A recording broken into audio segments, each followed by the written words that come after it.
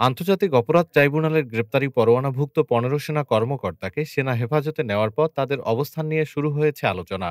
এ বিষয়ে ট্রাইব্যুনালের chief prosecutor Tajul Islam জানিয়েছেন, যদি তাদের গ্রেপ্তার দেখানো হয় তাহলে ২৪ ঘন্টার মধ্যে ট্রাইব্যুনালে হাজির করতে হবে এবং আসামিরা কোথায় থাকবেন, সাবজেল নাকি অন্য কোনো কারাগারে, সে সিদ্ধান্ত নেবেন ট্রাইব্যুনালই। এর আগে স্বরাষ্ট্র মন্ত্রণালয়ের এক প্রজ্ঞাপনে জানানো হয়, ঢাকা সেনানিবাসের বাসার রোড সংলগ্ন এমইএস বিল্ডিং ৫৪-কে অস্থায়ী কারাগার বা সাবজেল হিসেবে ঘোষণা করা হয়েছে। যদিও প্রজ্ঞাপন জারি হয়েছে ১২ই অক্টোবর, তবে তা প্রকাশ্যে আসে ১৩ অক্টোবর। ঠিক এমন সময়ে এই সিদ্ধান্ত এলো যখন সেনা কর্মকর্তাদের বিরুদ্ধে আন্তর্জাতিক অপরাধ ট্রাইব্যুনালের মামলা চলমান রয়েছে। চিফ প্রসিকিউটর বলেন, সরকার চাইলে যে কোনো স্থানকে অস্থায়ী কারাগার ঘোষণা করতে পারে, তবে আইনি প্রক্রিয়ায় স্বচ্ছতা বজায় রাখা জরুরি।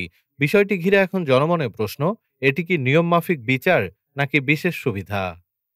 ডেস্ক রিপোর্ট, আজ বার্তা।